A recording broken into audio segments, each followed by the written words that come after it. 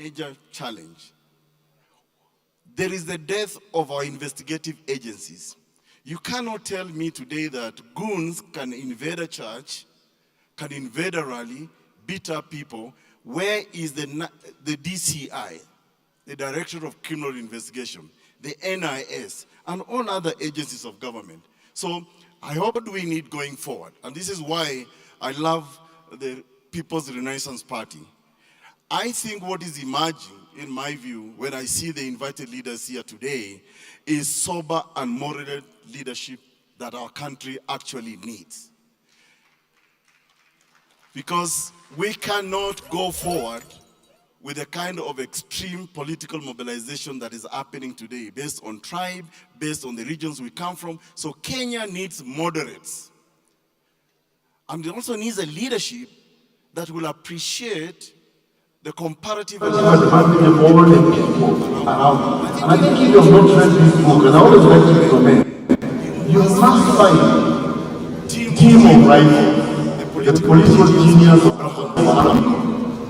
he may be the most popular president, but he also ended up in the most unpopular being killed. But just as can actually be good in matters of constitution. That's why I told you.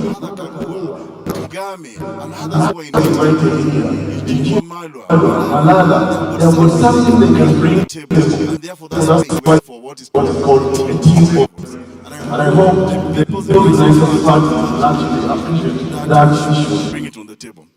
The other issue that I just want to raise in summary, going forward in the 2027 election, we must be on the commercialization of our politics. Because of the commercialization of politics, that's how we end up with the global as our leader. And I just want to read you of the right of a very wise man, called Plato. Plato, back in the day, he rightly saying that one of the consequences of refusing to participate in politics is that you be governed by the inferiors. Let me not spoil the party today, but we all know today the face of Kenya is subdeplorable. Who may not have even attended school, it is the same way the curriculum of the party. Then you begin to ask questions. Why is the rest of us go to school if it's our inferiors who are actually governing? No wonder they come up with bad policies that they don't believe in. No matter they actually kill our children and just look at it. So commercialized politics is giving us deplorable needs. Going forward with that conversation, we must take it. Second last, now I want to speak to the Kenyan voters. Who do you actually vote into leadership? If you look at the so-called, what we call the new generation constitution, power has now shifted to the people. Article 1 of almost the constitution now is all power vests in the people directly.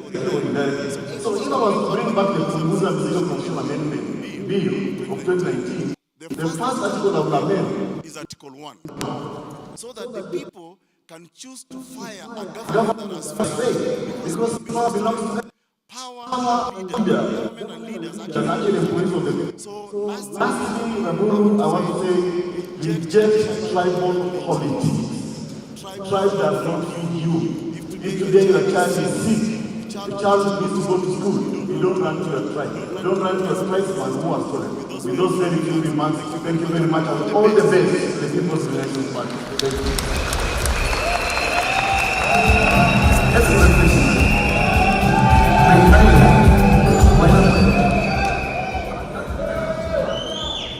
Hapo sawa.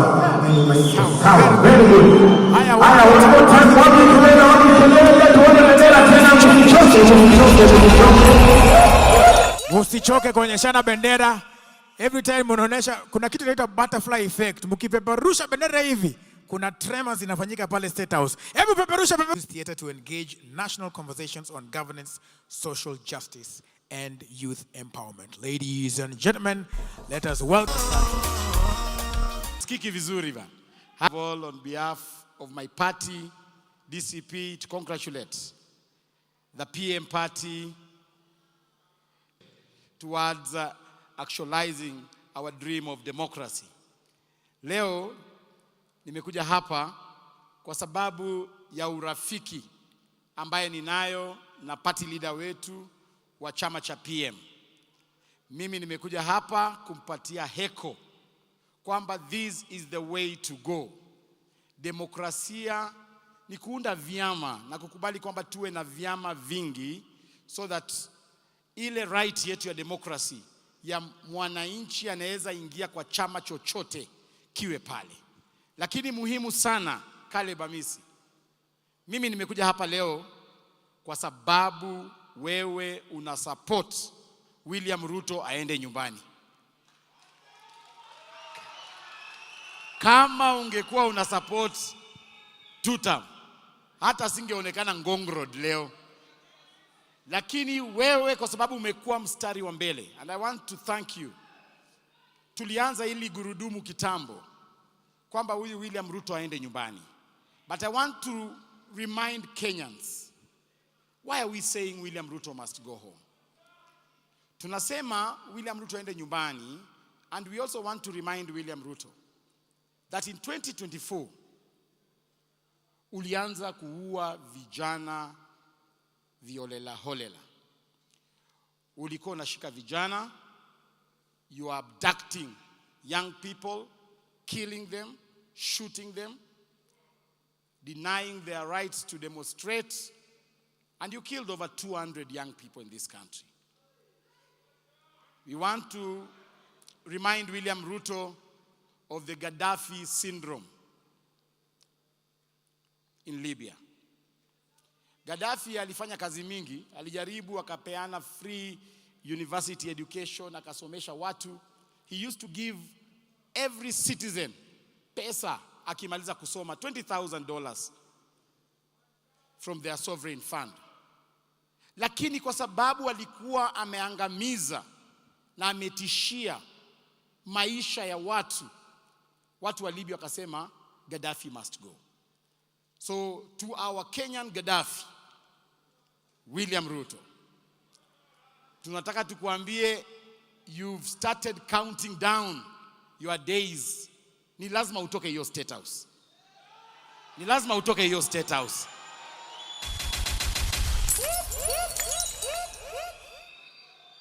Na mimi naona William Ruto ameamua aanze kuita delegations pale state house. Ati anaita walimu, anaita private security. Msimkasirikie, ameanza kujua kwamba anaenda nyumbani. So hizo sherehe ni za kuambia watu bye bye, I am leaving state house.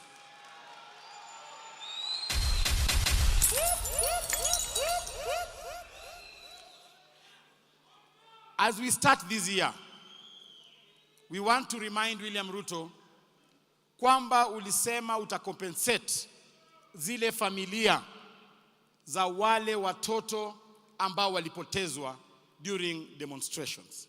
Uliweka pesa katika budget.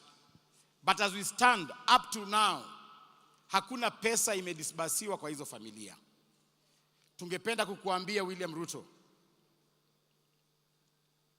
it is not the role of your advisor to pay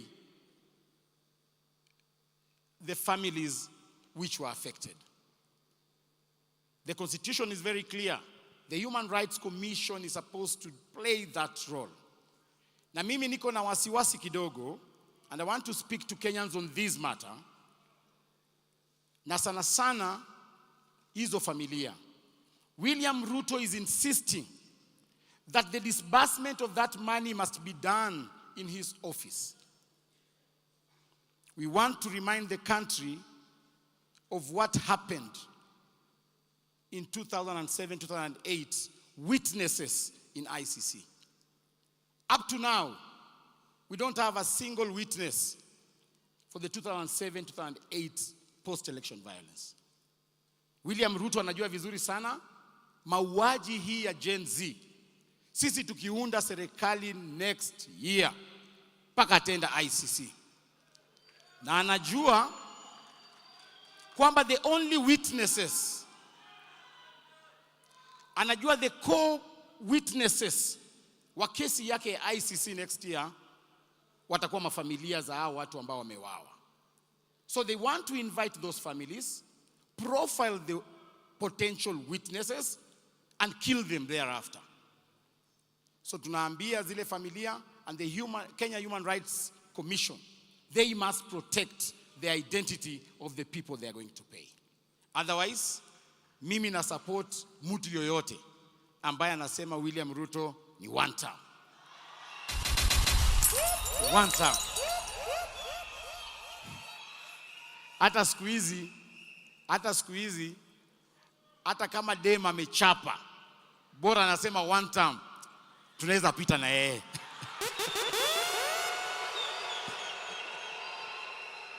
So wangapi wanasema William Ruto must go? Mwisho, my party leader amepeana salamu zake sana.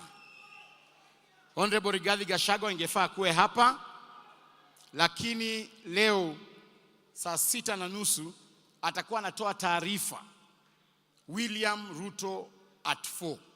Tunataka tumakie huyu mtu hesabu, tumwambie yeye ameua watu wangapi, yeye amefanya nini. So Rigathi Gachagua will be addressing the nation at 12:30, na mtaniruhusu niende ni unge mkono party leader wangu. Otherwise, Caleb, congratulations and I wish you the best. Thank you. All right, asante sana. This is Hendrik Sam. Kabisa pulo my DJ.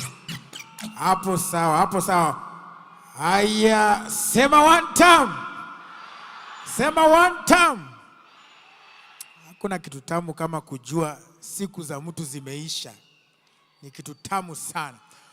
All right, so we want to get into just some party matters, but I want to remind you, those of you also watching us, to follow the party. The pages are displayed there. PM Party KE on Instagram, PM Party KE on X, PM Party KE on that TikTok as well. I know most of us are on all of that. And then the hashtags we're using today is PM NDC launch and PM Party and Mabadiliko ni sasa. So all you have to do, if you're seated here, all 3,000-4,000 of you, you can go ahead and take a picture with your flag while you're here and use those hashtags as we proceed. Na pia kama uko nyumbani na unataka kujiunga na party, it is *509#, *509#. All right? So now we want to get a little bit of a history about this party. You will soon learn and realize that this is one of the only parties that wamefuata the correct system pale kwa register of political parties from how they started to where they are.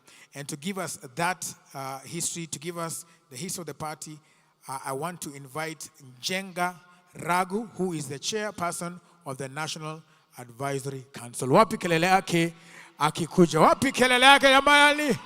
Wepa bendera juu, bendera juu, bendera juu. Tunataka kujua juu ya PM Party, PM Party, PM Party. The change we need, mabadiliko. Didn't quite get it correct when he said my name. My name is Jega Waragu. I think you require the Kikuyu intonation to say it. I am, yes, the chairman of the National Advisory Council. And I think the National Advisory Council, we might be the only party in Kenya that has got it. I've used my words very carefully, might be the only party that has got a National Advisory Council. What were we looking at? We were looking, first of all, we became very frustrated and very angry at the way things were going in the country. Politically, that is. Most of our political parties are based on personalities. And whenever the personalities depart, the parties also go. And what we were trying to do in PM Party was to make a party that it based purely on ideology, and that the people who are there, the officials who are there, are only holding on to it as an institution that will be bequeathed to our future, to our children in the future. So we came up with because we were very frustrated and we were strangers at first, we found that we have been brought together by that. And in actual fact, we didn't want, and we still do not want, to project a person as what the party represents. We are projecting center-right liberal democracy as our